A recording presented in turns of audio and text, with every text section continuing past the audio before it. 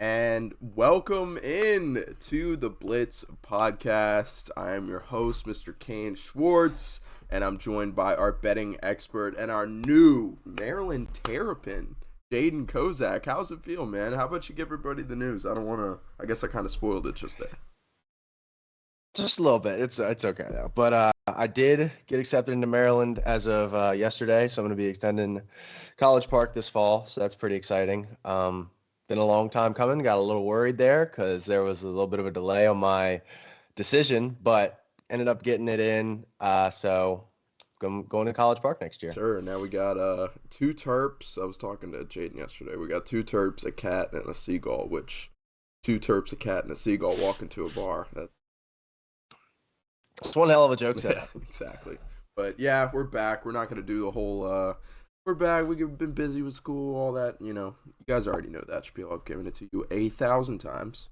But we are really looking forward to locking back in after the draft, and we're gonna dive into our preseason power rankings.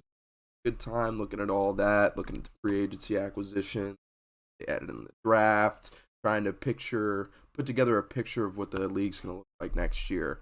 Excited to do that. But first, we need to recap some of what happened in the draft and some of the major players over the weekend. First of all, we got to mention that this was crazy as far as trades go, man. Like 43 trades in total over the weekend, the most ever made during a draft weekend.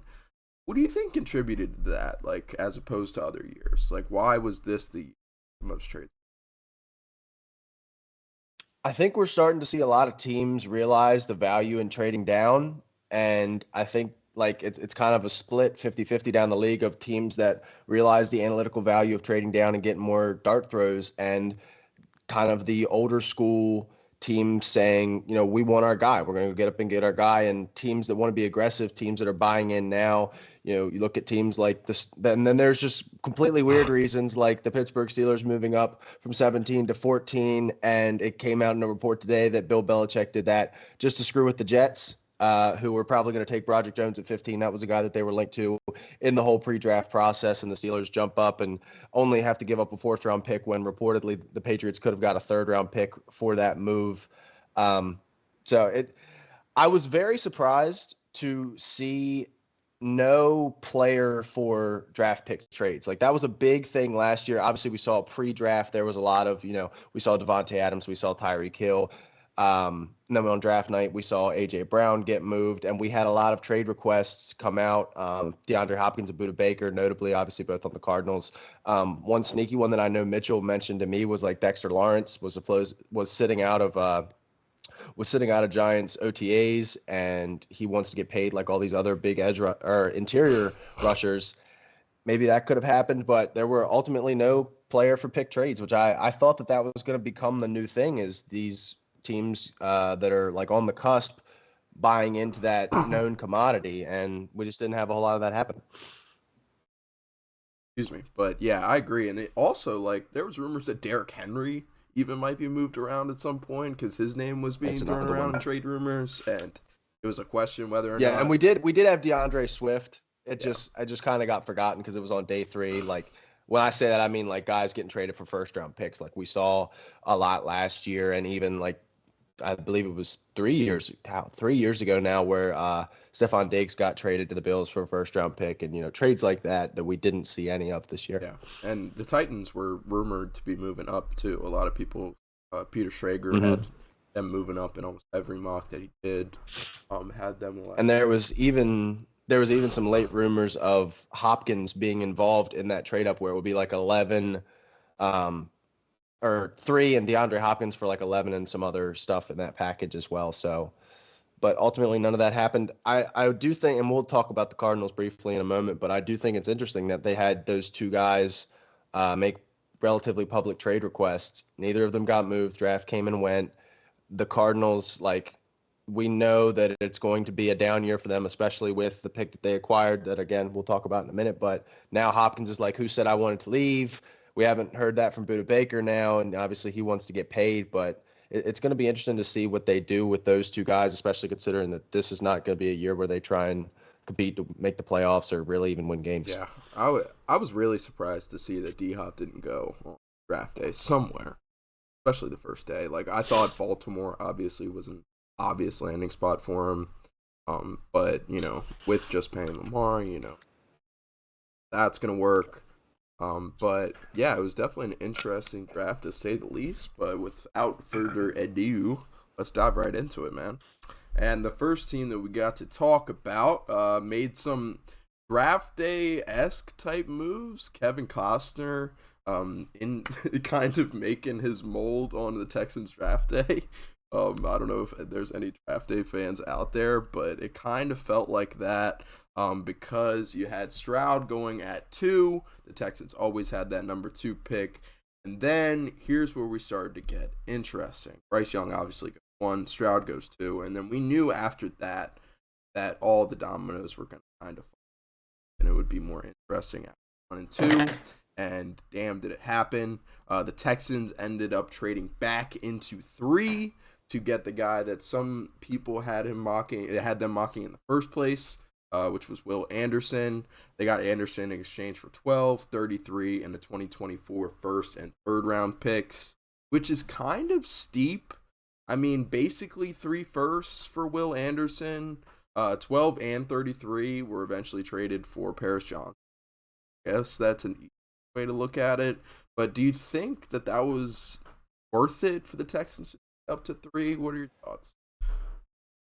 It's really hard to justify, and you can like sit here and play mental gymnastics with it where like, oh, well, if they took Will Anderson at 2, that it, like just think about it like that, where they trade up for CJ Stroud at 3, but it really isn't like that, because ultimately, if you really wanted CJ Stroud, which it seems like they did, and they played it smart by taking CJ Stroud at 2, so then that way they didn't get that like 15-20% bump of we're trading up for a quarterback, in addition to the fact that teams like the Titans, teams like, maybe the Falcons, Raiders, who really knows, would be calling to trade up to 3 for CJ Stroud, whereas I don't think anybody's calling up to trade for Will Anderson.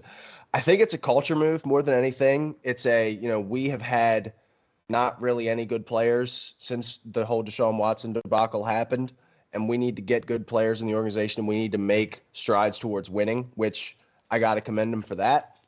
But to give up 4 picks, 4 players for 1 edge rusher that I like a lot, I can't see any way that he returns this value, even if he is like one of the 2 to 3 best edge rushers in the league, because it kind of got lost in the flurry of draft night. And I know I wasn't even thinking about it, was they have Cleveland's pick next year. They very well could have found a way to offer that Cleveland first round pick next year as opposed to their own, because if you go look at the Super Bowl odds that just came out after the draft, they have the second worst Super Bowl odds in the NFL behind the Arizona Cardinals, who was the pick that they traded it to. So the Cardinals could very well be picking at 1 and 2 next year in a class with Caleb Williams, who's a legit, like, franchise altering, could very well come into the league, be a top half quarterback as soon as he gets drafted.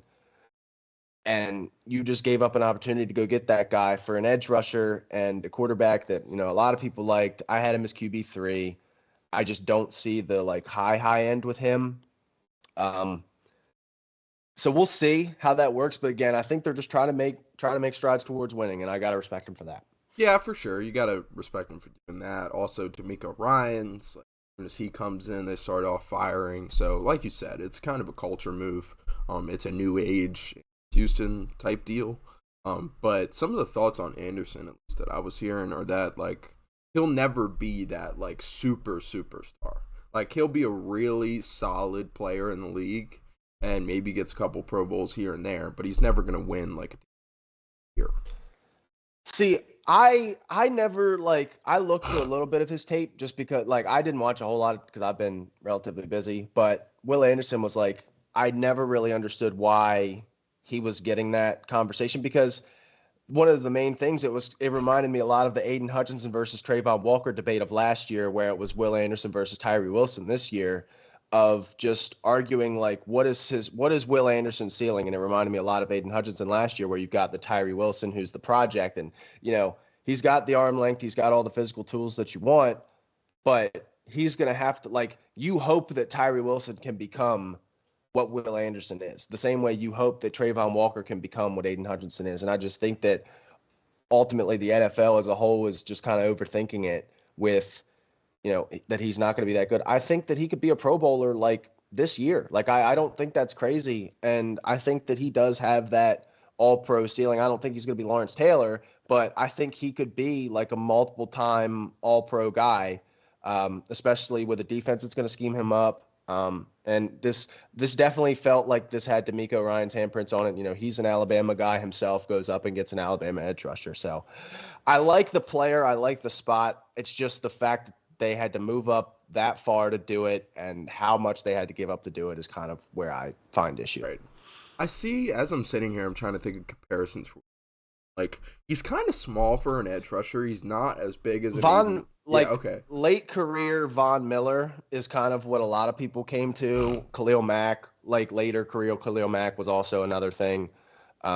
He looks like he might play yeah, some linebacker in the league, though. It's like instead of playing edge. God, I hope not. If they do like what the Cowboys have done with Micah Parsons, and obviously Micah Parsons came in as an off ball, transitions to an edge, whereas if they transition Will Anderson to play any off ball linebacker, that just makes this pick 10 times worse, because like you're really pushing it with positional value to trade up for an edge. If you do that for an off ball, I mean, we're sitting there slamming the Lions, who we'll talk about in a little bit.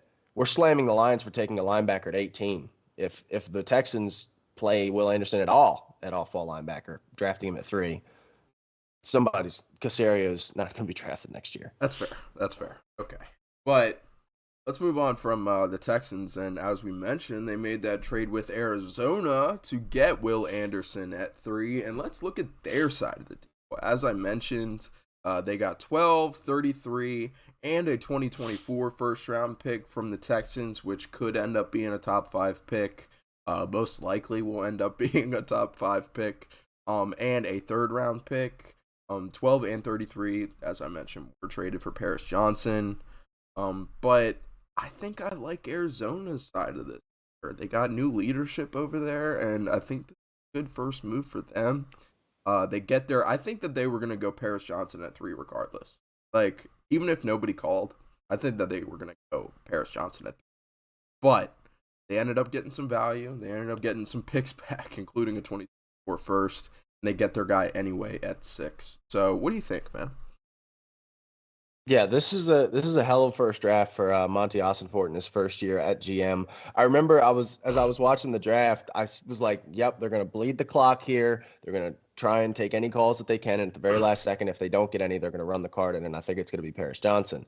And shout out to Lance Zierlein, because he mocked this happening where the Texans trade up again like a week or so in advance. And everybody was like, this is kind of insanity. Daniel Jeremiah, too. Here it is happening. Yeah. And we look at it now, and like with those draft picks now for Arizona, you are in a perfect spot to sit Kyler Murray all of this year. I would have liked a lot better if they got like a 2nd-round pick for DeAndre Hopkins and a 3rd-round pick for Budda Baker, and you just add more young players, because I remember talking about it early last year, and this time last year we were talking about the Cardinals. They started 7-0, they make the wild card game, they kind of fall ass backwards into the playoffs and lose in the first round. But that roster really got picked apart, and there wasn't a whole lot of talent on it. And this year it's even less. You lose J.J. Watt, you lose Zach Allen, and we thought they were going to lose D-Hop and Budda Baker. This is going to be the worst team in football next year with Kyler Murray not playing snaps for them. At least I hope he doesn't, because he only increases your chances of not getting that top 5 pick that you want to either take Caleb Williams or trade out of it and hold on to Kyler Murray.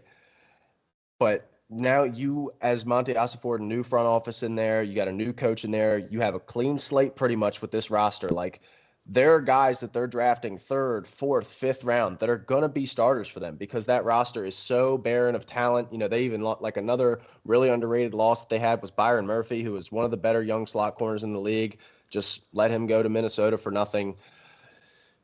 There's going to be a lot of turnover here, but I think that's good, because with Arizona, that team wasn't going anywhere anytime soon as it was currently constructed, and this is a great way to restart. I loved Paris Johnson. I wanted the Steelers to trade up for Paris Johnson. Like, that was the guy. If we were going to trade up for a tackle, that was the guy I wanted. I obviously ended up getting Broderick Jones, but that is what it is.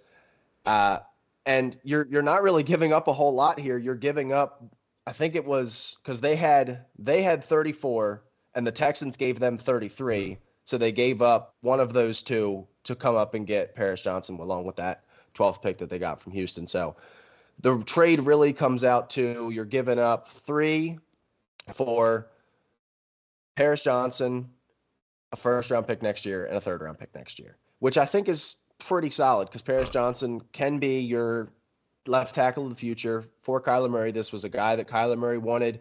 We saw that tweet that came out that said last year he wanted, I think it was 2 years ago, he wanted Rashawn Slater, and then the year before that it was Creed Humphrey, something along those lines. It might have been Tristan Wirfs, might be the name that I'm thinking of. But hopefully they get this one right and get some talent around Kyler in Arizona.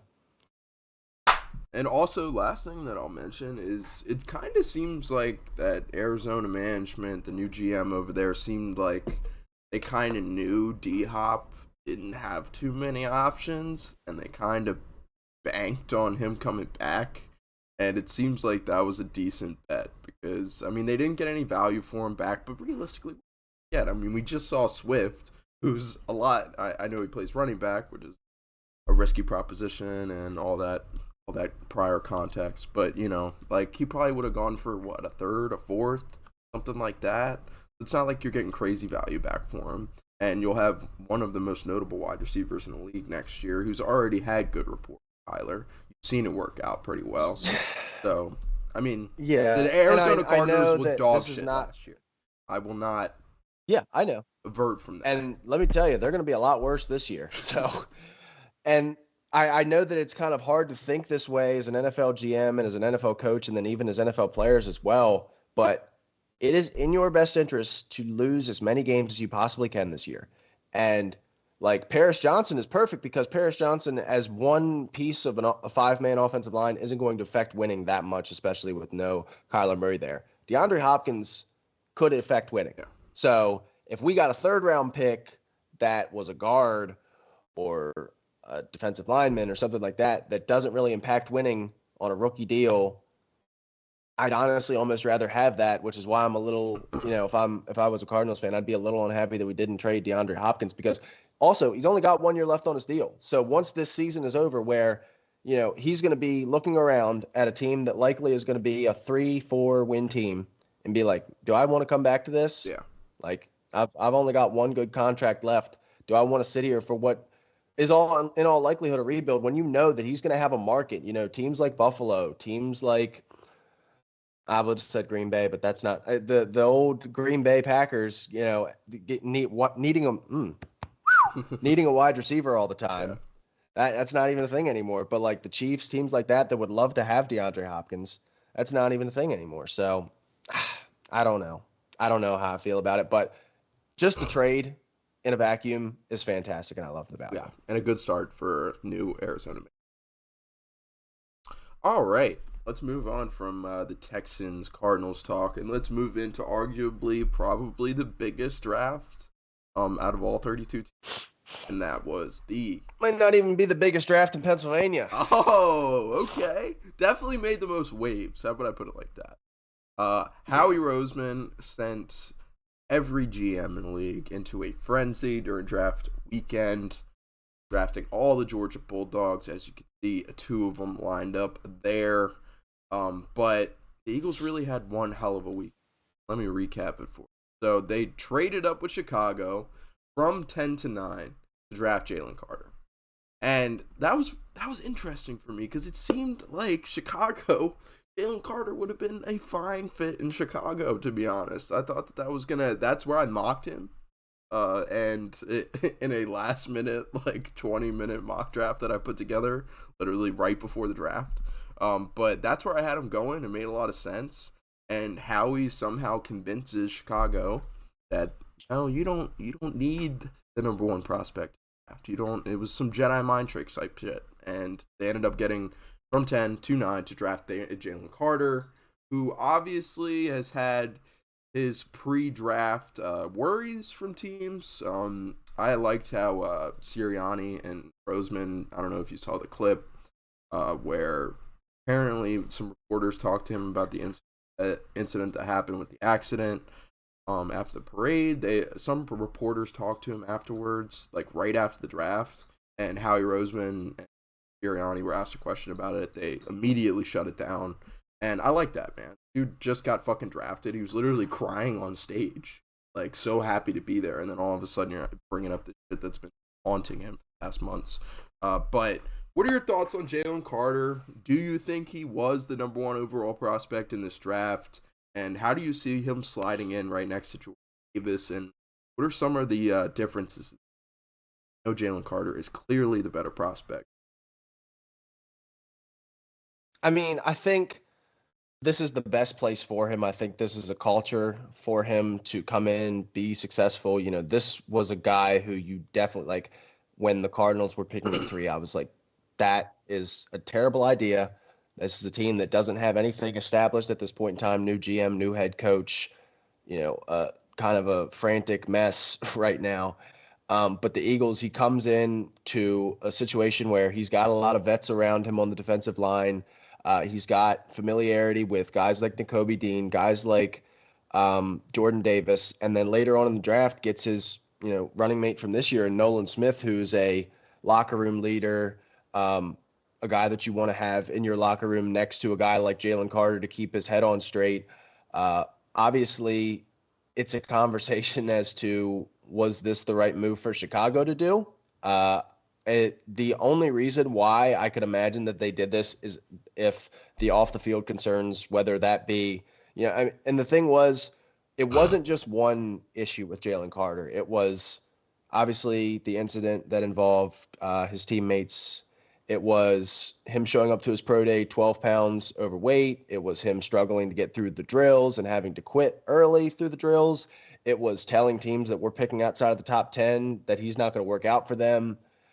So there were a lot of flags that I was like, I really don't like the profile this guy's putting together, but I don't think there's a better spot for him to end up in than Philadelphia. Yeah, for sure. I mean, as you mentioned, they took Nolan Smith at 30, who, correct me if I'm wrong, dominated at the combine, and we thought he might go early because... Oh, yeah. I mean, he was a guy getting, like, most mocks was going in the top 20 leading up to the draft for a lot of those edge rush needy teams.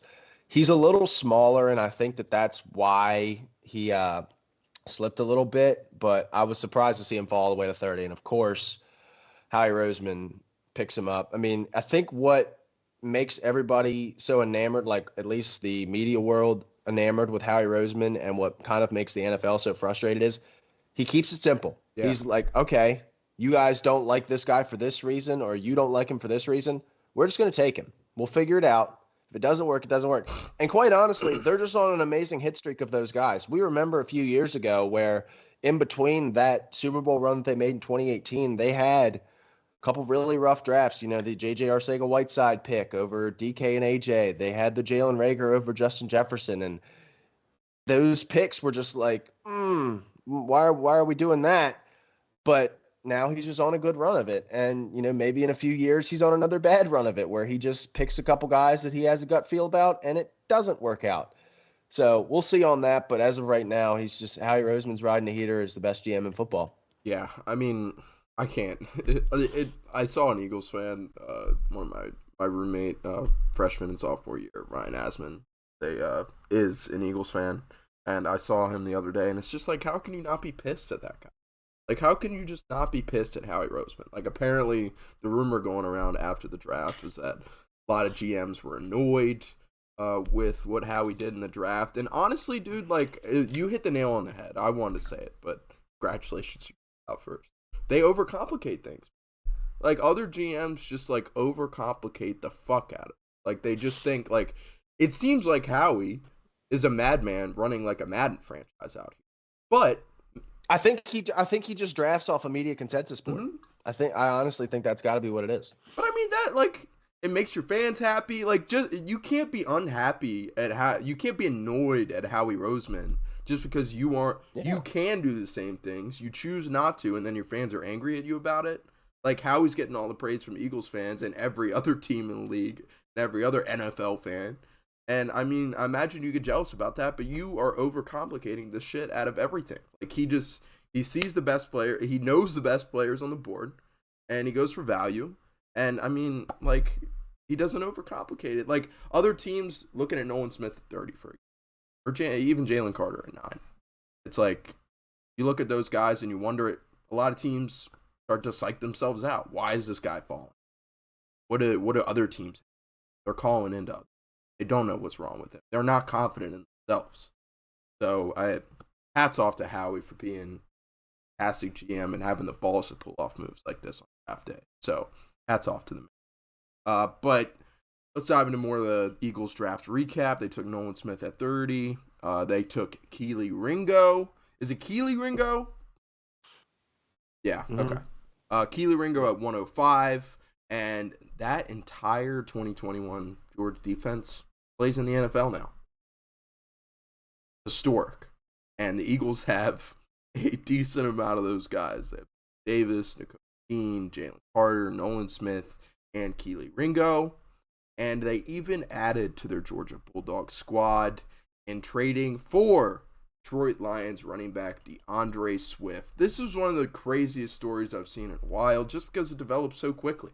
Because as soon, I mean, I guess there was some rumblings that he might get traded because they signed David Montgomery. But he was going to, like, running back by committee with Jamal Williams all year. So that wasn't anything crazy. But then the Lions, who we'll dive into later, they draft Jahmyr Gibbs. Oh, shit. At first, I thought this is classic Dan Campbell. They're going to run 3 running backs. It's not going to be a fantasy football friendly offense at all. You won't be able to take anybody. But they'll win games. They'll keep the score low. And they'll throw the ball like 15 times and run everybody into the ground with 3 really good running backs. But it's not what happened. They ended up trading DeAndre Swift the very next day. They traded a 7th and a 2025 4th for DeAndre Swift. Howie did after the Lions draft Gibbs in the first. To put some context into it, the Eagles did sign Rashad Penny. A lot of people were high on Rashad Penny stock, including some members of the podcast here. But the Eagles kind of have a stacked running back room as well now. I mean, they have Boston Scott still. They have Kenny Gainwell, who did get meaningful snaps next year. So you put Swift alongside those 3 other guys. What do the Eagles look like next year? What's the outlook on Swift? What are you thinking, man? I mean, as far as Swift goes, I kind of think that he slots perfectly into that Miles Sanders spot. Now that kind of leaves, well, what do we do with Rashad Penny? Because there was nobody with a Rashad Penny type role. Somebody made a tweet that said, the 8 weeks before DeAndre Swift gets hurt, the DeAndre Swift's going to be great. And once that happens, Rashad Penny's going to be great until he gets hurt. And then it'll be Kenny Gainwell's turn. Because those are 2 guys with some pretty lengthy injury histories. Obviously, Rashad Penny's is a little bit more lengthy than Swift's. But on the Lions side of it, we'll save the Lions for a minute. But the Eagles are going to be I think they had a lot of concerns coming into this offseason. They had a lot of guys that were slated to hit free agency. They bring back Jason Kelsey. They bring back Brandon Graham. They bring back Slay. They bring back Bradbury. They end up losing C.J. Gardner-Johnson, which does kind of suck for them. It was really crucial for them, in my opinion, in that Super Bowl run. But they're gonna be really good again. Like I don't know what else to say. They're gonna be really good again as long as they can stay healthy, as long as those 2 receivers can stay healthy, as long as Jalen Hurts can stay healthy. I don't see any way that they aren't one of the 2 or 3 best teams in the NFC again. Yep, and we'll get into it later. They just gave their quarterback a bunch of money too, so that always helps. Mm-hmm. And I mean, they made it to the fucking Super Bowl last year, and they've only gotten better since then. That equation usually turns out to winning a Super Bowl. But that's you would think that's yet to be seen. Personally, I'm a huge DeAndre Swift fan. I was a huge fan when he came out of Georgia, and then I was a huge fan. I was watching Hard Knocks, and the Lions gave him so much good publicity, man. Like, was that like a fucking scheme? I don't understand. I think it had it because all last year, it felt like there was just a disconnect between Dan Campbell and Swift, because we always saw Jamal Williams getting the goal line touches, which I understand because Jamal Williams is much more of a goal line back. I remember saying to one of my buddies that I was watching the draft with, I was like, I think at like pick 25, the Lions are just going to have a oh shit moment where they remember that they signed David Montgomery to a 3-year deal. But clearly this was all calculated.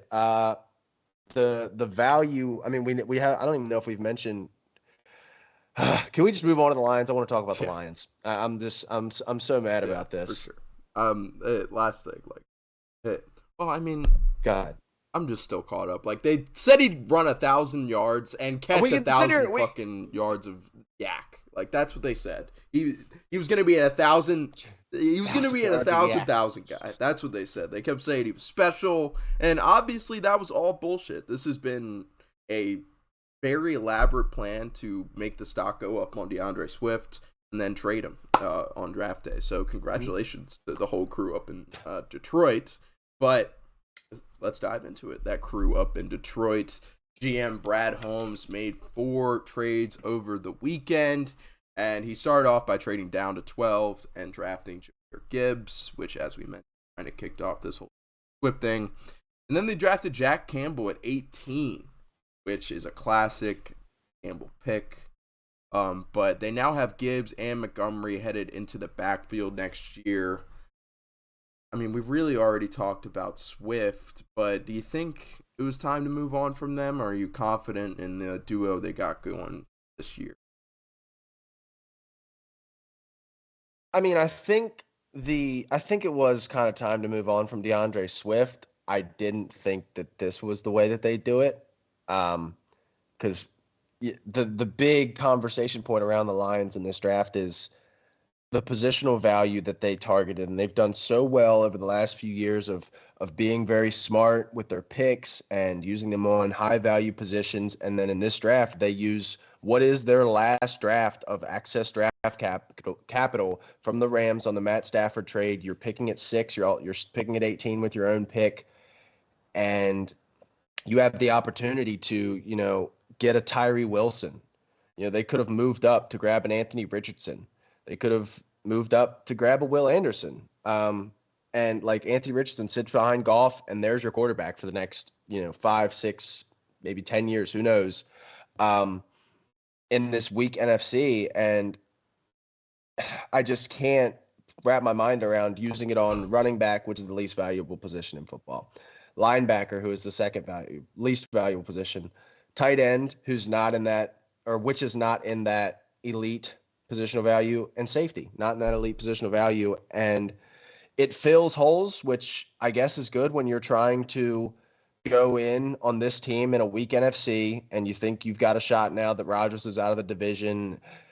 But man, it just feels like this was such a short-sighted draft. And like, you can sit here and do mental gymnastics where they take Brian Branch at 12 and Jahmyr Gibbs at 18, and you kind of feel a little bit better about it. But just the capital that they invested, I can't make it work for me to like it. Like, I like Jahmyr Gibbs, I like Jack Campbell, I loved Brian Branch as players, but where they picked them outside of Brian Branch, I think Brian Branch at 45 is a value. But even looking at Sam Laporta with Michael Mayer picked just one pick after that, like Michael Mayer was a first-round guy, and you take Sam Laporta. I can't I like this. mean, I can't. Sam Laporta on some mocks was a first round, and I mean, Michael Mayer was a first-round pick on a lot more mocks. That's fair, but he went the pick before. Can't do anything about that. And he went the pick after. Michael Mayer was after Laporta. I mean, obviously there was something up with Michael Mayer. That's a whole different conversation. Because he should have gone on day one. Didn't they? Even had like all the videos and stuff prepped for him to go day one, and they didn't end up. They had to scrap all of it, just like Levis. But just name dropping my quarterback falling to what pick was it? 33, which we 33. But I kind of disagree with you, I guess. Like, I mean, you got to think about it. Yes, running back, least valuable position in football to most teams. But are we looking at most teams here? Like Dan Campbell is kind of changing how we look at things. Yeah, but he doesn't call plays. It's Ben Johnson, and that offense, like they used Jamal Williams last year. That was a high-powered offense last year that passed the ball a lot with Jared Goff, and it worked. It's not like they were doing this and they were losing a lot of games. I mean, I know they just missed the playoffs, but once they started to flip to that more up-tempo offense, they won like I think 7 of their last 9, something like that. I mean, they finished I think 9-8 after starting 1-7. Run a clear running back by committee though. And like a very clear. Yeah, but they could have had a running back by committee without drafting Jahmyr Gibbs. They could have ran David Montgomery and DeAndre Swift. Like when they came into the draft, I was like, that makes sense. Okay, they'll use Swift and Montgomery the same way they used Swift and Williams last year.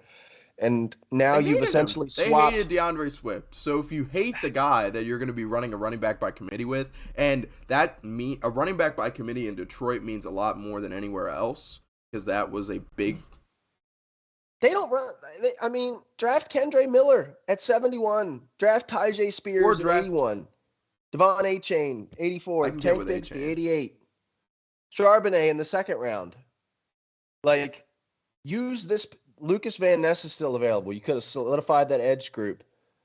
You could have traded back again from 12. I mean, and if you just stayed at 6, Tyree Wilson, Jalen Carter, like the same draft that we're sitting here praising the Eagles for, the Lions could have had. They could have taken Jalen Carter at 6. They could have taken Nolan Smith at 18. They could have done that. I saw Mike Renner put out a tweet saying that the Lions walked into a steakhouse and ordered a hamburger. And that's exactly how this feels. I look, and I understand the Lions like hamburgers, but you went to a steakhouse. You had steakhouse money. Okay. And you ordered a hamburger. No cheese, just ham. I can see your argument for sure. I think Jahmyr Gibbs, I think we got him. He's not a Bijan Robinson, but he was. Yeah, he's a very good player. As far as running back prospects coming out, I remember hearing years, like him and Bijan are probably top 5 out of the past 5 years. Yeah, I think he's in front of Brees. I think he's in front of Najee, as much as that pains me. And then first-round running backs are slim. I don't think he's in front of those two guys by much. I think Bijan, maybe we'll get into Bijan. I don't know, but Bijan is such a tier above everybody that I think that kind of moved Jahmyr Gibbs up. Like the further Bijan went up on draft boards was the further Jahmyr Gibbs was going to go up. Because like when we saw Bijan getting mocked, the back half of the first round, we weren't seeing anything about Jahmyr Gibbs. But the further now the Falcons take him at 8, now everybody's like, well, we need a running back. Jahmyr Gibbs is like maybe right behind Bijan. If they're taking him at 8, we could justify taking him at 12, right? But and the thing that confused me, and the thing that I think was a lie, was Dan Campbell saying that he got multiple calls saying that if he didn't take him at 12, teams were going to take him behind them. So we look behind him. Green Bay Packers already have 2 running backs that are pretty good. The New England Patriots might have. I think that's a real possibility. Jets, no. Well, the Jets ended up drafting a running back too. Steelers, no. And the Lions back with 18. Yeah, but they drafted one at like 80. I mean, you're not taking Breece Hall after the year that he had last year. I don't know why the Jets drafted a running back in at least general. The year they started out. When did they take him?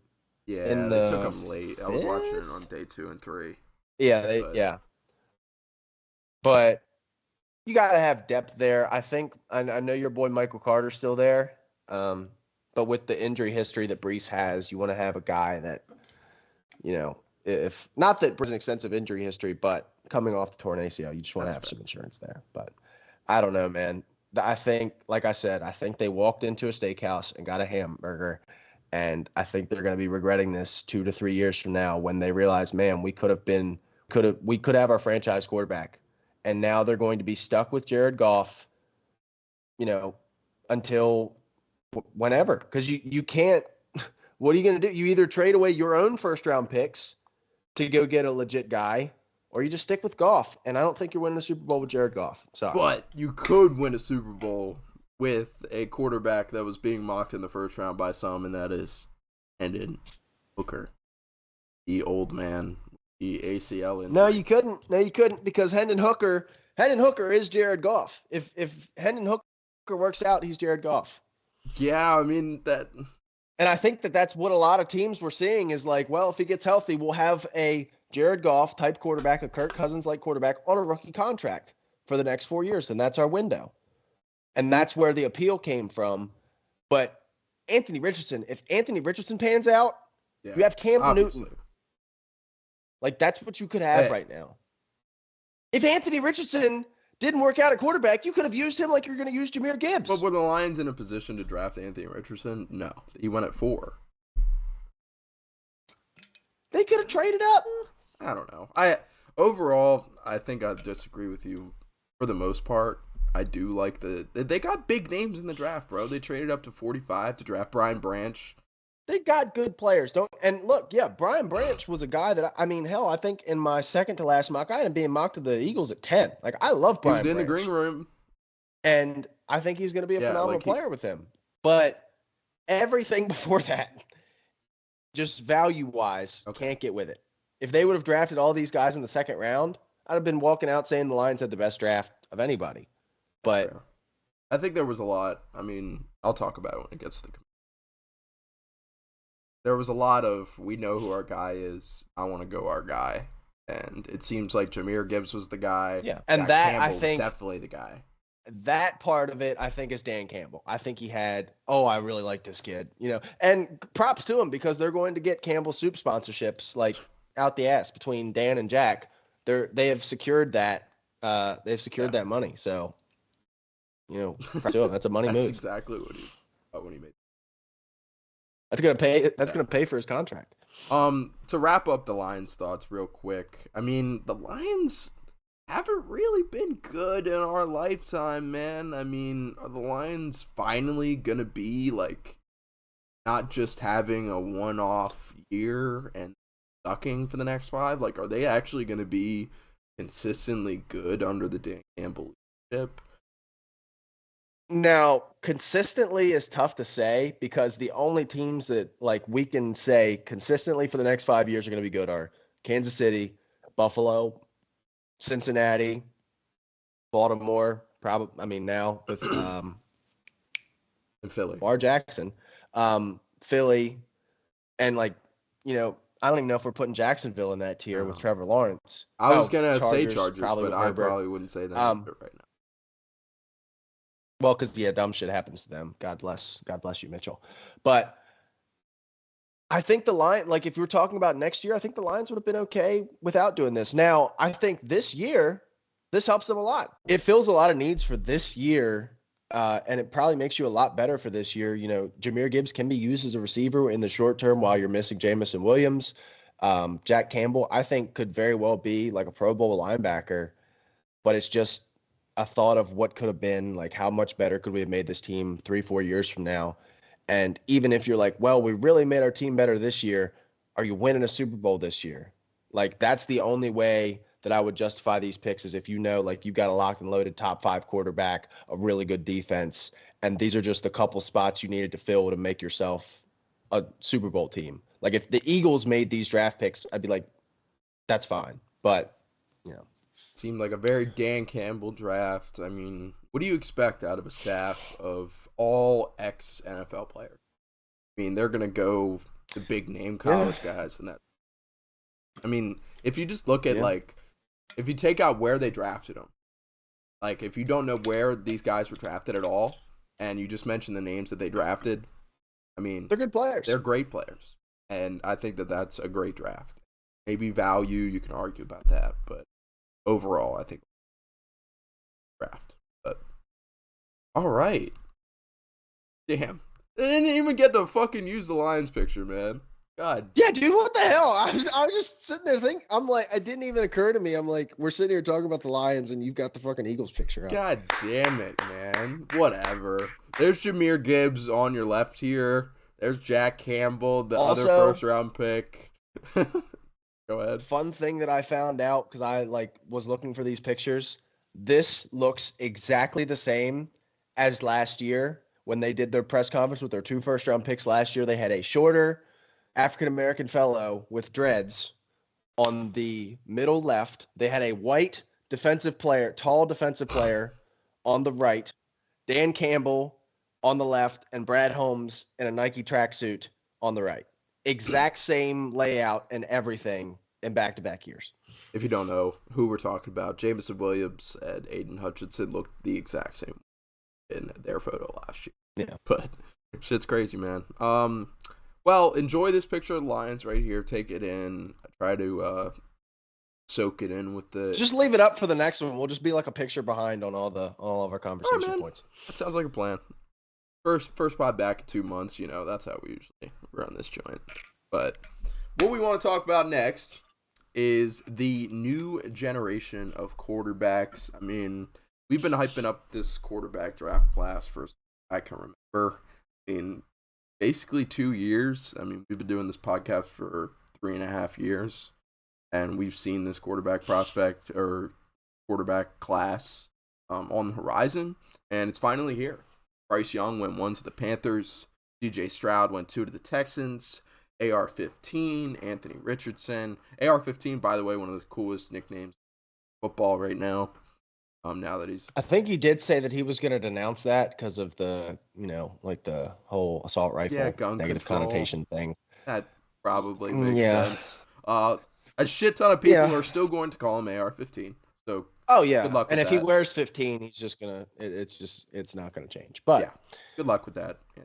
Then, but he went for the Colts, and then my boy Will Levis had to sit in the green room, and I mean he didn't look like he was too down bad because he had 8 women with him at the draft, so he was doing okay, give or take. Yeah, something like that. A bunch of them are Snapchat famous now after one night. But anyway, he goes second round of the Titans, and Hendon Hooker, I wanted to include him on this list. Third round to the Lions. So, which quarterback do you think has the best situation? And which do you think is best set up for success? Because we've broken down the best quarterback, like who we would rank as far as talent goes 100 times over. But what quarterback has the best situation? Who's best set up for success? I honestly think out of those top 4, it's Anthony Richardson for me. I think you've dropped him into a spot now where he is with an offensive mind that has worked with a quarterback of his archetype in the past with Jalen Hurts, Shane Steichen, the offensive coordinator coming over from Philly, now the head coach in Indy, worked with Jalen Hurts, built him to be the player that he is, the MVP candidate, the guy that just was the highest paid player in the NFL for a week and a half. And Anthony Richardson is that, like, on steroids. Like, he is, Jalen Hurts, if he got blown up by about 20 or 30 pounds and 2 or 3 inches, like, he's going to be an insane project to work on. And if it hits, the Colts have their guy for, the next 10 years. The most obvious comp to me is Cam Newton. Like, and we remember Cam Newton, despite what we think of him as now, and, maybe the success he had in his career, he was an MVP. He went to a Super Bowl. Like, I think that oftentimes gets forgotten about when we're talking about the great quarterbacks of this last generation. Cam Newton gets forgotten. He won an MVP. And if Anthony Richardson can win an MVP, you've got Jonathan Taylor next to him, which as well, I think is part of the great situation is you can run those options and stuff, and they can run the ball all game with Anthony Richardson and Jonathan Taylor, and it's going to be almost impossible to stop as long as both of those guys stay healthy. And this is an offensive line that 2 years ago we were talking about as one of the best offensive lines in the league. Now, last year it did take a really, really harsh step back with that left tackle spot really not being able to be figured out, and Matt Ryan being borderline paraplegic. You now add Anthony Richardson in there. It kind of buffs that offensive line a little bit, and you've still got Quentin Nelson. You've still got Ryan Kelly. You've still got Braden Smith, guys that can be more than serviceable offensive linemen. Quentin Nelson is an all-pro at his best. And this is a conversation that we've had with Lamar a lot as being one of those other primarily rushing quarterbacks in the NFL is while it is preferred, you don't need receivers around him to have success. And the Colts' main problem over the last few years is who are they throwing the ball to? You've got Michael Pittman in there, who's a solid player. You got Alec Pearson there, who's a solid player. But it's not like if you dropped Bryce Young in here or C.J. Stroud in here where you've got to kind of rely on other guys to make plays. they don't really have to do that. And Anthony Richardson can just be instant offense for you. And you're now in a division where there's two other rookie quarterbacks. So if Anthony Richardson can go up and make that step early, they could be at an advantage in this division that is probably the weakest in football right now. No, the NFC South, but second weakest in football. Yeah. A quick question for you. Like, as I'm thinking about it, AR-15 is like the great. I guess I should stop calling him that. But he's the great. He's a great like comparison between Cam Newton and Lamar Jackson because he's not as big as Cam Newton was because that was something that went under the No, radar. I think he's bigger. Like as far as weight goes, like Cam Newton, bro, there's no way he's bigger than Cam Newton. Cam Newton was like, I mean, you could look up. I The will numbers. look it up if you. He was over like 250. 245, Like he was a fucking He was 245, 6'5". Cam. Anthony Richardson is six. Goddamn, 6'4", 231. So he's a little bit lighter, but he's faster than Cam Newton. Yeah. So I guess but he runs like watching him run is so much more like watching Cam Newton because Lamar makes you miss. Right. Anthony Richardson will run through you. Like he is a wrecking ball when he's got the football in his hand. I really like he was my QB2. I love the floor that he brings, and we saw that with Justin Fields this season where, he may not be the greatest passer yet, but he can provide you so much on the ground that can keep your offense afloat for a little bit. And I think that's a lot of where his value is going to be this first season. The one part of this landing spot for him that I don't like is that he's not in a position to sit behind somebody. That's why I liked Detroit. Even I know this was more of a long shot, but like Minnesota, teams that would come up and he would sit for a year behind X quarterback, and then he'd come in year two and be the starter and be the future. Whereas now, unless they decide to go Gardner Minshew early, which I think would be a pretty big red flag of like, oh shit, this might be not good if they've got to start Gardner Minshew day one. He's going to be starting day one, and that might hurt him a little bit because the Colts are, if he plays well, they're in a position to win. And I think he might develop some bad habits to try and do so. They're going to hurt him down the road. Yeah, I think so too. It's being a big boomer bust pick. Do you think one last thing before we move on from AR, Anthony Richardson? Before we move on from Anthony Richardson, You can stick. Oh, I guess AR also kind of has the negative comment. It's whatever. It is what it is. We are not a large enough publication to be really worried about I think that's politically fair. correctness. I'm just scared, like, at some point, both of us are going to be GMs somewhere, and then one day they're going to find And because we called podcast. Anthony Richardson AR-15, we're going to get fired. Yeah, exactly. They're going to go into I'm so scared that one day we're both going to be NFL GMs. Like, it's just, it scares the fuck out of me. This is such a... It's a high-stress situation. But last thing, do you think... I mean, I know he's not, like you said, he doesn't make guys miss like a Lamar Jackson. He can, but he's not the same mold as a Lamar Jackson. But you think who two guys we'll talk about later and also got paid big bags of money, Jalen Hurts, Lamar Jackson, if these guys don't play as well as they have over the last like couple years, do you think an AR-15 goes 4? That's the last time they'll say the nickname? I think honestly, more so than those two guys, it's like Josh Allen and Justin Herbert, where the last few years for like so long, it was, well, we want to see production in college. We don't we see your traits. That's fine. But why didn't you do anything with it in college? Now, when Patrick Mahomes obviously put up numbers in college, but he was much more of a project coming in and he worked. Josh Allen was a project coming in and he worked. Justin Herbert, borderline, was a project when he came into the league and he worked. And now once teams started to see that, they're like, oh shit, well, maybe traits are what we should be targeting here. So that's why Trey Lance goes at 3. That's why Justin Fields goes at 10. That's why, we were talking about Malik Willis at 2 last year. That's why Anthony Richardson goes at 4, is because teams now want the tools and to try and develop the tools, because the guys that don't have them just are never going to be that. And while there's like a 20% chance that Anthony Richardson hits that ceiling, if he hits that ceiling, you have one of the 3 or 4 best quarterbacks in the NFL. I think that's a good point. All right, I'm gonna dive into my quarterback that I think has the best situation and is best set up for success. And some people might think I'm trying to troll out here. I'm not. I genuinely love this pick, and I genuinely loved it when it came across my TV screen. But my pick is Hendon Hooker, kind of the guy who's been forgotten about among those top four quarterbacks. Definitely some clear, obvious differences from a Young, a Stroud, a Richardson, and a Levis. But this guy's a dog, man.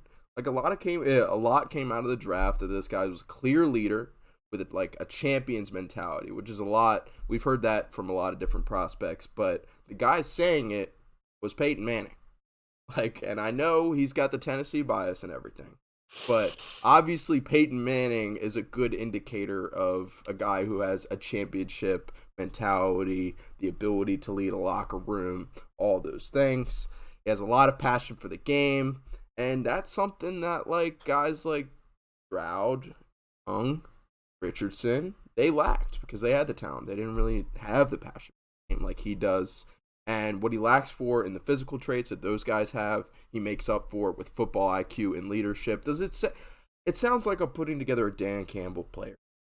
Like, if Dan Campbell were to get in the lab and put together his ideal quarterback, I feel like this is what you're putting together. A guy who loves the shit out of football and is a leader and takes control of a room. And he, like I said before, what do you expect out of a staff full of ex-NFL players? So, perfect fit for Dan Campbell QB. High energy guys who have a genuine love for the game. And every time Levis or Hooker came up for Detroit, I thought they'd be good fits because their intensity and their love of the game and all that good shit. Like, I thought it was a classic Dan Campbell pick. Doesn't end up going Levis, goes Hooker, but I think it makes a lot of sense. And Hooker would have been a more clear fit in Detroit. They didn't already have a quarterback, but they do have Jared Goff. But let's not forget, prior to last year, Goff was like written off, man. Jared Goff was a bottom 5 quarterback in the NFL, period. Lay it down. Nobody's debating you about that 2 years ago. And last year... Bottom 10, but yeah. And last year, like, I've always been a fan of Jared Goff. I've talked him up on this podcast before. But let's not act like he has one good season last year. And it's like, it was a good season. Wasn't a top 10 season. Was it? I mean, it was more around like 15. Top 15, which there's value to that. Yeah. You know, when you've built the roster the way that Detroit has so well over the last few years, and you have a Jared Goff, you can make it work. When you do shit like you just did this year, makes it a little bit harder. Fucking hated that draft. You know what? On second thought, I'm going to change my pick to Tanner McKee, drafted to the Philadelphia Eagles. I think that he is in a very good spot. You're so mean. In the event that he gets the starting job. I think, you know, with A.J. Brown, Devontae Smith, I think Tanner McKee can really develop into a legit guy for Philadelphia. Hear me out on the rest of my Hendon Hooker take before you start throwing out insulting fucking analysis. But Goff, he was floating around 15 last year as far as all the quarterback ranks go. He's not a franchise quarterback. Those are not franchise quarterback numbers. Hendon Hooker still technically has that potential. We haven't seen what he is in the NFL. He could still be a franchise type of guy. And Goff is more fit for a pass-happy pro offense like he ran with Bay. We saw him do it very successfully. We saw him pass the ball well last year. But Detroit is anything but that. They're kind of a different style offense. And you can kind of tailor Hooker into exactly what they're looking for because he's a special offense at Tennessee. So I think Goff starts the majority of the year, if not all of it. Don't get me wrong. But I think Hooker will be a good option. All right, I'm off my Hendon Hooker soapbox. I had a lot to say about Hendon Hooker. Let's fucking go. I had to show some love for my boy. And he's a Tennessee Volunteer, too. That'll show you. Hurts to say that shit. But I can't believe, I mean, not that he's in a great spot, but I can't even believe we're not even having a conversation about Levis. I know. Like you didn't even. It's. I think he's the clear because like I didn't even consider Hooker for this. I just was like of the top 4 guys. I think Levis is a clear second here. Like I think Carolina is fine, but like you drafted Jonathan Mingo in the second, who's a good player, but your number one right now is Adam Thielen. He's got maybe 1 to 2 more years left of productive football. You don't have Christian McCaffrey anymore. You got Miles Sanders, who's again fine. You got Hayden Hurst, who's fine. Ike Kwanu drafted in the first round last year, so solid offensive line pretty much across the board now. And then Houston is kind of the same situation where you got an old wide receiver in Robert Woods, you got a running back that you like, you got Dalton Schultz, an offensive line that's fine, but I think that's such a average group around these young quarterbacks, which I think is going to kind of not help them succeed. I just something about AR with Jonathan Taylor, I think is just going to pop year one and, could help them obviously win a lot of games in the future. For sure. So now that we've wrapped up the major draft talk and the major draft stories that we wanted to talk about, let's just touch on real briefly some of our favorite drafts that we saw out of the weekend and some of our personal thoughts maybe on our personal teams. But I'll hand it off to you, man. What are some of the drafts you liked this weekend? Well, don't you worry because I'm not even going to waste any time because my favorite team is going to be part of my favorite drafts. I loved what Pittsburgh did in this draft. Obviously, the first round go up and get Broderick Jones. They don't have to give up very much to do so because Bill Belichick wanted to screw the Jets, which is fantastic. Steal some value there with the tackle run happening early, and we also kind of read the fact that corners are falling. So we were able to attack that a little bit later. And we do exactly that by getting Joey Porter Jr., who's a guy that was mocked to us in 90% of mock drafts at 17. We get him all the way down at 32 with the first pick of day 2. Then we get Keanu Benton at 49, who's going to be, I wouldn't say our Cam Hayward replacement, but kind of fits that role. He's much more of a pass rushing interior player than a run stopper. And then all the way down in pick 93, grab Darnell Washington, who was a guy who was getting first round mock drafts or going in first rounds in mock drafts, athletic freak. There were some concerns about a knee injury potentially being the case with him, but if he ends up panning out, I think he's the perfect balance that we have with Pat Freiermuth because he's much more of a blocker. He's going to be an extension of the offensive line, whereas Pat Freiermuth is really not that. And then, we grabbed Nick Herbig, fine player, Steelers with the old nepotism trick. After we signed Nate Herbig this past offseason, we go out and grab his brother. Of course we do. And then Corey Trice, who was a guy was getting mocked in day 2, 7th round, pick 241. I think we got phenomenal value up and down the board, filled a lot of holes. And, I honestly think that we had the best draft of any team, and that includes Philadelphia, just because Philadelphia came in, they had a top 10 pick. They had a pick at 30. They had a lot more assets than we did. And, they got Jalen Carter, but I think we did a lot better in the middle rounds and also, again, with less draft capital. And like I said, we just got value up and down the board and filled a lot of holes. Really, every single need that we had was filled. Congratulations, man. Do you want a sticker? Hey, I would actually love a sticker. If you had a sticker. A+ NFL Draft 2023. Yeah. Fair enough. I'll see if I can find one. Okay. I don't have I kind of have a couple teams sprinkled around here as my favorite drafts, but I won't dive into it too much. No, the Commanders are not in one of my favorite drafts. But I'll dive into their thoughts a little later. I did think that, obviously we talked about the Lions, but I did think that the Rams did have a decent draft. For not having a first round pick, they did pretty damn good, man. They got Steve Avila in the second, who there were multiple mock drafts that had Steve Avila going in the first. Apparently Bill Belichick was really in on Steve Avila. Chip Kelly was his head coach in college, and he was hyping him up. Apparently I heard it was in the ESPN broadcast, I think, that Kelly was kind of giving Belichick inside information on Avila, kind of telling him, like, if you're going to look at anybody, look at this guy. He could be a day one starter in the league, yada, yada, yada. And then the Rams kind of jumped the Pats for Steve Avila because they were right before him. But great pick in the second, basically getting a first rounder. They get Stetson Bennett in the fourth. I mean, that's pretty cool, I guess. That was kind of just notable, though. But, I mean, Stetson Bennett, he could be a solid backup to Matthew Stafford. And obviously, he's very clutch. 2 national championships. They get Zach Evans in the sixth. But I think the main reason I'm happy with the Rams draft is they made 14 picks in total, which is huge for a team that lacked serious depth and rode literally with the mentality that they're saying fuck these picks. They've been going with that mentality for the past 3 years, and it's good to see them get some depth in the draft. I also like the Raiders draft a little bit. That post Mike Mayock era is starting to look pretty sunny, in my opinion. They got Tyree Wilson at 7, which I think was huge. Big boomer bust prospect, kind of like Trayvon Walker last year, rising draft boards last minute. He was being projected at 2 in some mock drafts, the Texans, but they get him at 7, which I think is a good pickup. And they get a first-round talent in Michael Mayer in the second to replace Darren Waller.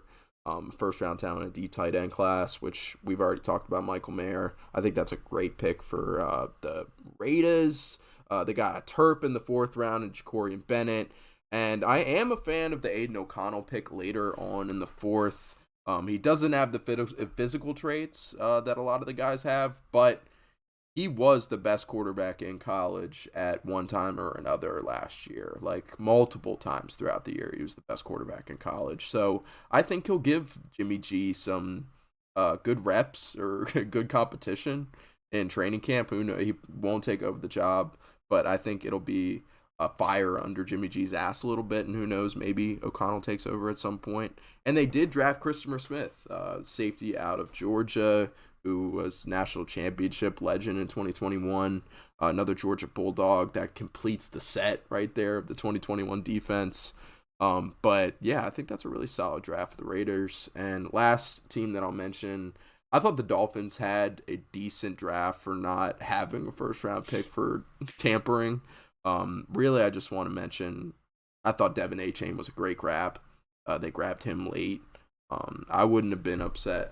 He wouldn't have gone first round because of running backs, but I think he's a superb talent, and he could be a fantasy football monster. I'll call it right here. He just has to beat out Raheem Mostert, Jeff Wilson, and Myles Gaskin. And out of all 3 of those guys, none of them really wanted to take the backfield last year. So I think Devin Achane could come in there and really take over. But as far as favorite drafts, those are my thoughts. Real quick on the Commanders. We drafted Emmanuel Forbes in the 1st round. A lot of people hated on it. I was hating on it at first. I mean, I hated on the Dotson pick last year, and that ended up being a really good pick, at least in his rookie year. So if we like our guy and we don't really want to stray from the plan, that's what it felt like to me. We knew that Forbes was going to be our guy that we were going to take. We had a Christian Gonzalez available. We didn't think he would be available, but we stuck to our guns. That's kind of the vibe that I got. I wanted to go secondary alignment in the 1st round, so I guess I'm happy about the position. I know Mitchell absolutely flips his fucking shit over his weight, as a lot of other analysts are, but he weighed in over 180 at the combine, not 166 pounds, which I've heard like 1,000 times. So he's good on the weight. He's still light, but he's not 166 pounds. And our defense lacked turnovers, interceptions, big playability. Jason Wright was talking about it on McAfee the other day. And, I mean, this guy was Mr. Pick Six, literally nicknamed that by the SEC last year. So, and he ran one back against my Cats. So, I've seen him do it before, and I'm happy, I guess, with that. I've convinced myself that I'm happy with the pick. And then kind of drafted the same guy in the 2nd round in Martin.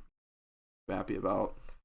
And got Chris Rodriguez in the 6th. I guess that's, overall, like an average draft. I don't know. Don't feel great about it. Yeah. I've got a couple. Obviously I talked about the Steelers as one of my favorites. I really liked what the Giants did. They got Deonte Banks after he slipped a little bit, was a top 10 to 12 guy for a lot of people, and he's and they also grabbed John Michael Schmitz in the 2nd round, who I mocked to them 3-4 times. In the 1st round, they get him at all the way down at 57, and then they grab Jalen Hyatt, who a lot of people had as a 2nd round player. They grab him in the 3rd round, adds that deep threat that they don't really have. While I didn't really like anything that they did this offseason, I like this draft a lot. So, hopefully this is a redeeming quality for them. Kind of my team that didn't have a lot of draft picks or didn't have any top end draft picks, but ended up with a great draft, I think was the Cleveland Browns, man. They go grab Cedric Tillman, who a lot of people liked. I liked a lot. Siaki Ika was the guy who did kind of fall throughout the draft process. He's, big, dominant run stopper. That is something that they've needed. They addressed that this offseason with Alvin Tomlinson. They now add Siaki Ika as well. The only problem is he does kind of have a tendency to take plays off. You're like looking at him on tape and you see some plays where you're like, this guy is the most dominant player on the field. And then other times you wonder if he's even on the field. They also grabbed DeJuan Jones in the 4th round, who was, one of the biggest talks at the Senior Bowl. I think rubbed a lot of people the wrong way with how he acted after that, because after that first day at the Senior Bowl where he dominated, put up some crazy measurements, he did not show up to day 2, day 3, day 4, didn't work out at the combine, didn't work out at his pro day, didn't really do anything football related from after that Senior Bowl day on. And I think a lot of people were like, well, I think he knows that was a fluke and that's why he's not working out. And that's why maybe he fell to the 4th round. And as it came out today, he was telling teams that he wanted to go to the NBA. So that's certainly going to be fun. As a what is his measurements? 6'8", 374. Yeah, that's going to play. That's going to play. Dorian Thompson-Robinson, even I thought that the hype for him was kind of stupid, but in the 5th round, you got a guy that can back up Deshaun Watson. I think that's actually pretty good value. And then Luke Whippler in the 6th round was a guy who was right in that cluster of centers with Joe Tippmann and John Michael Schmitz, who I just talked about. They get him all the way down in the 6th round. I think they got a lot of starters in this draft where they didn't have any premium draft capital. And then my last one of my favorite drafts, I talked about a little bit earlier, is the Arizona Cardinals. I think they absolutely did a fantastic job with getting out of that 3rd pick, still getting a great player in Paris Johnson, who's going to be your starting left tackle probably for the next 10 years. I really think he's that good. You add a starter in BJ Ojulari, who, you can add to that edge room that you desperately need help at. You add Garrett Williams, who was one of the 2 or 3 best corners in this class, at least coming into this college football season before he, I believe, tore his ACL. I know it was a season-ending injury. Corner from Syracuse. Michael Wilson, wide receiver from Stanford, was a guy that I liked a lot. I thought was probably going to slip into the 2nd round, or, slip up into the 2nd round, creep up into the 2nd round. Ultimately didn't. They pick him at 94. And even, another backup quarterback we're going to talk about here is Clayton Tune. You're not going to have Colt McCoy around forever, Arizona. So you gotta pick your next Colt McCoy, and that could be Clayton Tune here from Houston.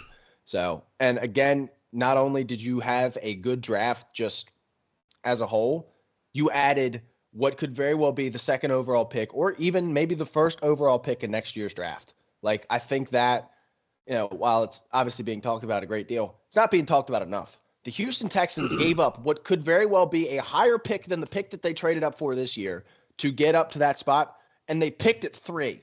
There's a real world. I'd give it probably more than a 30 to 40% chance that that's a top 2 pick next year in a class with Caleb Williams, with Marvin Harrison Jr., with Drake May, that if you don't like one of those players for whatever reason, somebody will. And they could parlay this pick from Houston into 2 to 3 more 1st-round picks. Yeah.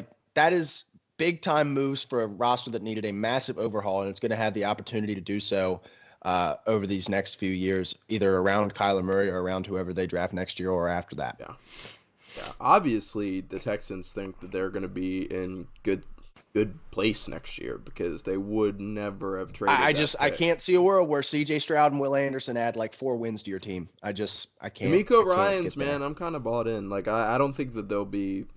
I think, yeah, and I think under he's 500. a good coach, and I think, again, we talked about it. It's a culture move, but do you really think that this guy does that much for you? Yeah. Does he really?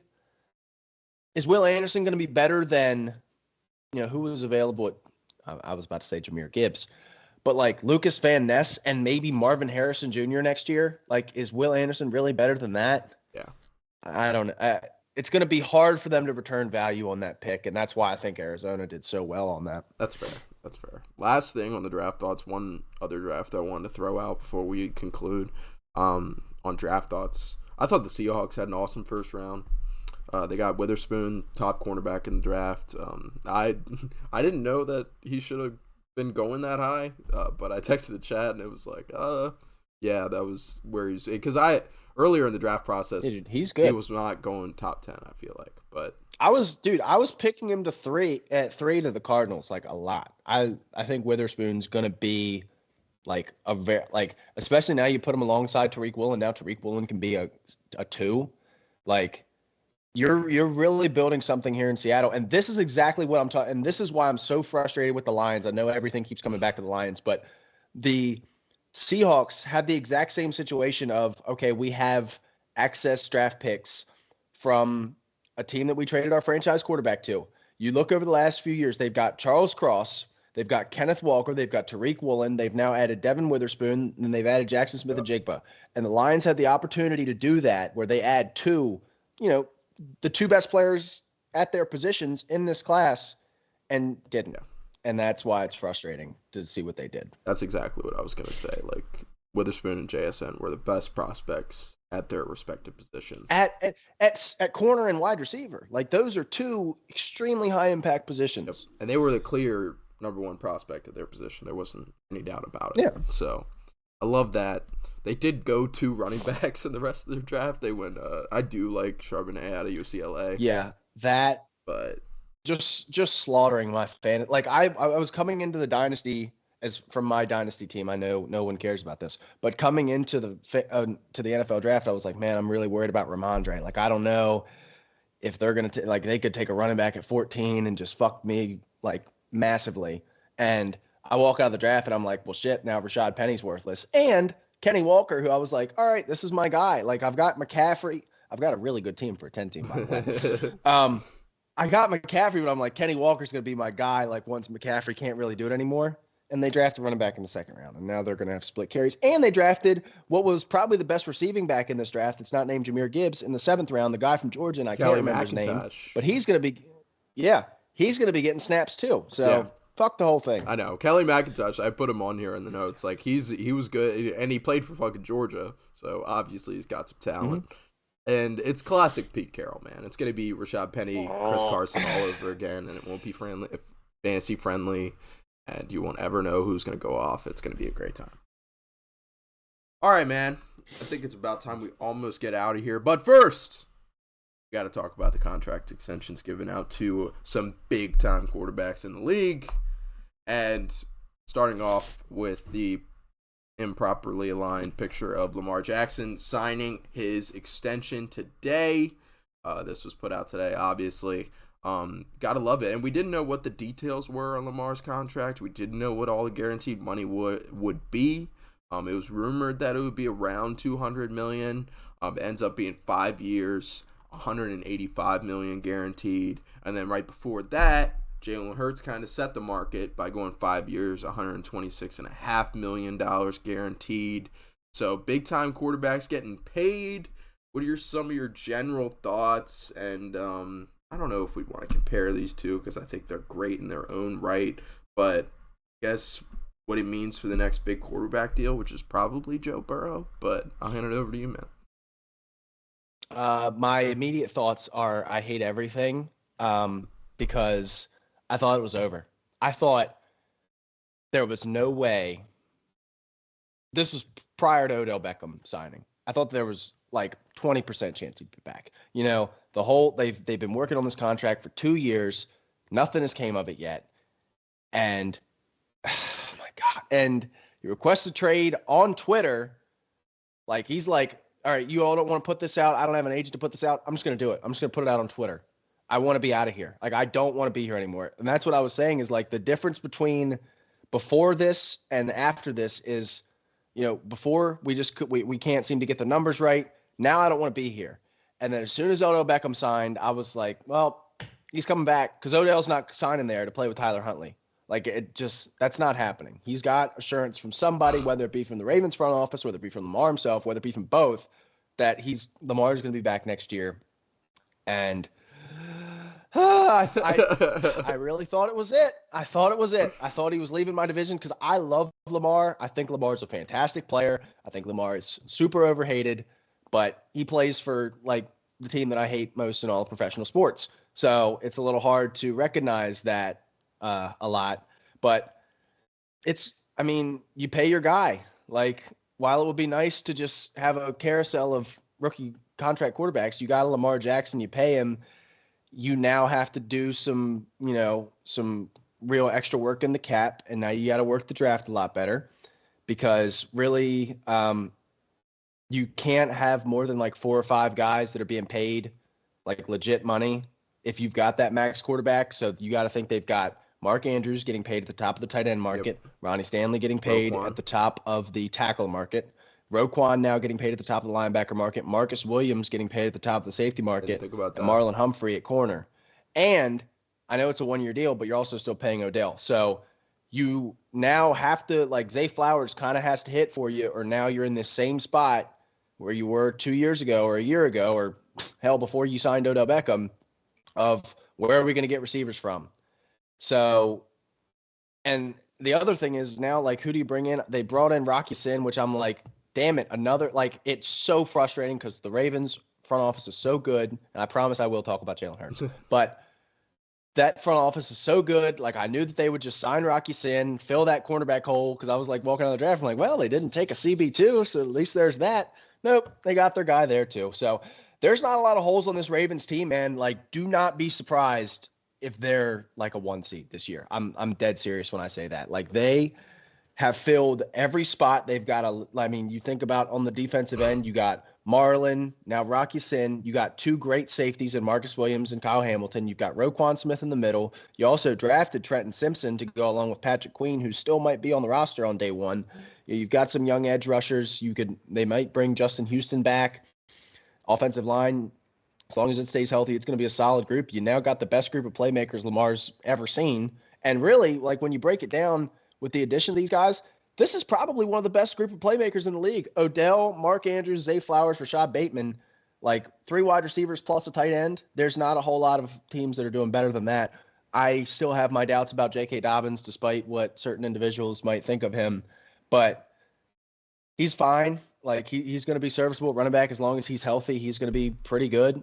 And they're going to be really good. And honestly, the same thing goes for the Eagles. I just don't have as much passion for the Jalen Hurts contract as I do for Lamar. But you know that with the way that they draft and the way that they build their team, that this is going to affect them in a certain way. Like, obviously, they're not going to be able to bring in a lot of the top end market guys anymore, but they're going to be fine. Like, they will figure this out.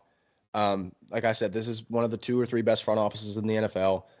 They will figure this out. I just find it almost hilarious that the reason why the Eagles were picking at 10 this year, and then obviously ended up moving up to 9 to get Jalen Carter, was because they traded out of one of their first-round picks last year in the event that Jalen Hurts was not the guy, like, was not their quarterback of the future. They wanted to be able to posture themselves to be able to get a quarterback in this year's draft. And then they just gave Jalen Hurts the biggest contract in NFL history after 1 season removed from being like, do we really want to make Jalen Hurts a long-term starter? Yeah. Now he's the highest paid player in the NFL. Yeah. No, I mean, like I said, you got to hate Howie Roseman if you're a fan of. Yeah, I was about to say that's got to be how you feel with the Eagles in your division, whereas like I feel with the Ravens in my division. I'm just like, yeah. Well, imagine how I feel. So good, I hate it about a Jalen Carter, Jordan Davis, punching Sam Howell in the face, every time we play. That's another thing we got, because it's Sam Howell playing quarterback. They're trying to steal your thunder, man. They saw you guys draft all those first-round defensive tackles, and they're like, we could do that while also developing a quarterback. While also going to a fucking Super Bowl, which we're not. For the second time in 5 years. We don't see very close on. With a almost completely different roster. Yeah, exactly. But I love it for the Eagles. They finally found their guy they could pay. You thought it was going to be Carson Wentz for a while. But obviously Jalen Hurts is that franchise guy now. As far as the Ravens go, obviously you gotta love it. I'm a huge fan of Lamar now too. I was a hater at first when we first started the podcast, especially. But as I've watched enough of Lamar Jackson, he's a alien. He's a superhero. He's all the above. He does things that I've never seen before. He's a dog, man. And the one thing that I will say though is he's got all the weapons now, man. I think Bateman could. And I think Go Go ahead. From the reactions that he was getting this offseason of like all the Ravens fans who never really liked him in the first place, for reasons that are unknown, um, with the way that he kind of handled this offseason, not that he handled it like super poorly, but because, he wanted to get paid like every other player in the NFL does. But a Ravens fan is never going to see it that way. It's going to be like, oh, you don't want to play for this team, blah, blah, blah, blah, blah. And you've got the big contract, you've got the money now. All right, it's time to go. And if he doesn't perform, if he gets hurt, it's going to be hellfire in Baltimore because, this is every they like I know we've kind of started to overplay the list of demands from quarterbacks, but they checked all the boxes in Baltimore. So if he does, it's put up or shut up time for Lamar in Baltimore now, and I think there's going to be a lot of pushback Yeah. if it doesn't happen. Yeah, I mean, you hit the nail on the head. It's like you got to show up here because this has been a run first, run second, run third team past like 2 years. I mean, they've put up historic rushing numbers. And it's been like, get Lamar weapons he could throw to. Now he has Lamar Jackson. He has Zay Flowers, who they drafted in the first round. If OBJ, I think the verdict's still out on Rashad Bateman. Still have him. So, have we seen this offense, like, in a pass-happy way? Well, you got to also remember, this isn't Greg Roman's offense. That's true. This isn't run the ball 35 times a game. This is Todd Monken. This is an entirely new thing that they're going to be doing here. So when we try and make projections for this offense and what it's going to look like, it's all completely different. We have no idea what this is going to look like in a year's time. This could very well be one of the top 10, as far as pass attempts per game go and pass plays per game go. This could very well be one of the top 10 teams in the league. We don't know that yet. I can't imagine that it isn't kind of leaning that way, because if you wanted to just keep running the ball, Greg Roman, for all of the slander that he gets, is one of the best running the football minds in all of football. So if you wanted to keep to that philosophy, you'd keep Greg Roman. So I think that there's going to be a philosophy switch here in Baltimore. We're going to see the ball being thrown a lot more with these weapons now. And it's going to lead to a much more high-powered offense, in my opinion. And behind that defense, I'm telling you, this Ravens team is going to be serious this year. I agree with most of what you said. I'm regardless of the coordinator change. I think he's the guy from Michigan, right? Monken? Georgia. Oh, yeah, Georgia. Yeah. Their DC is the guy from Michigan. Gotcha. Because he worked with Harbaugh and all that shit. But I think it's still a lot of the same player personnel. I know you added some key skill position players, but it's still a lot of the same personnel. They're used to running the ball down team throats. So how quickly Lamar Jackson turns into some West Coast. I mean, I don't think they're gonna become. Yeah, I don't think they're gonna just overnight become one of the two best, most often passing teams in the NFL. But I think we're going to see it a lot more. You're going to see a lot more runs to set up the pass than just runs just to continue to run. Right. It's going to be much more balanced, whereas in years past, we obviously saw they were the team that's first in rushing in the NFL. And it's going to kind of lean more towards the middle now. And I think that's what a lot of Ravens fans have been wanting, is because Roman never passed the ball, and that would drive them nuts. So now we'll get to see if the couch people are right about what this offense can do when they pass the ball. Fair enough. Last thought that we'll do on Hurts and Lamar. Who do you think wins the Super Bowl first? And how many MVPs do you think each finish with? Oh, Lamar's got a head start in the MVP department, and Hurts, technically has a head start in the Super Bowl department. Mm-hmm. I think just because the Eagles are in a much less loaded conference, the Eagles have to make it through at this current moment, unless some team breaks out, they have to go through San Francisco and Dallas. That's it.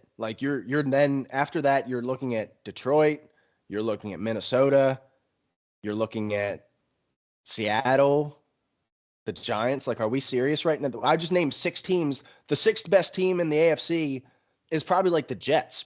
Yeah. Or, hell, depending on how you want to look at it, for some people, the 6th best team in the AFC might be the Ravens. Yeah. Chiefs, Bills, Bengals, Ravens, Chargers, Jets, Jags now are legit. Steelers, Browns, Yeah, the Browns Dolphins. Completely forgot about the yeah. Dolphins. Completely forgot about the Dolphins. That's 10 teams that I And just the named that, Patriots will like, always stick around. maybe. And then you've got 3 rookie quarterbacks in the AFC South. You got to imagine one of them Yep. hits. And Denver and Vegas, like, I feel like one of those teams is going to win 7 or 8 games this Yep. year. Like, I feel like there's a chance next year that the top 10 in the draft order is going to be like 8 or 9 teams from the NFC. Like, the AFC is that stacked and that loaded. So for Super Bowl, it's got to be Jalen Hurts because he's just going to have more shots to get there, in my opinion. And I don't think either one of them ever wins another MVP. I just think now I don't think Lamar will ever be in a position because, as much as I like him and as much as I think the injury stuff's ever played, I don't know if he'll ever play 17 like again. And with Hurts, I think everybody's going to be like, well, look at the team that he's got around him. How's he ever going to win an MVP like that when we're going to have these, Mahomes who's getting paid all that money and that team isn't as well rounded. Same thing with Burrow, same thing with Allen. And I mean, I think this year, I think the Trevor Lawrence MVP talk is going to really pick up here. I think a lot of people are going to be buying into that this offseason based off the back of what they did last year. Yeah, for sure. We'll have some. I'm sure we'll do some award predictions before the season starts at some point. Oh yeah, much closer to the season in August, but yeah, for sure. But I think overall, Jalen Hurts probably wins an MVP earlier than Lamar wins his next one, just because Jalen Hurts finished second last year. Yeah, and Lamar's already got one. Yeah, so right. I think people will hold off on him. Yeah. But I think because he finished second last year. I will say that if we're talking about this year about who has the higher chance, I think Lamar's got the narrative because Lamar's coming in with the new system. He's finally got the weapons. If he plays well and the team plays well, I think he'll have the narrative in his favor. So I agree with that. All right, man. Well, that does it for our first pod back in a minute. Looking forward to putting out more podcasts as we roll through the summer, putting together our power rankings, headed into next season, and kind of breaking it down. You guys haven't gotten to look at the setup we're gonna have for our team breakdowns, but I've taken a look at it. Jaden showed me the other day, and they look fuego. So I think everybody's gonna be happy with that. Looking forward to diving into it, but until then, catch you later. Peace.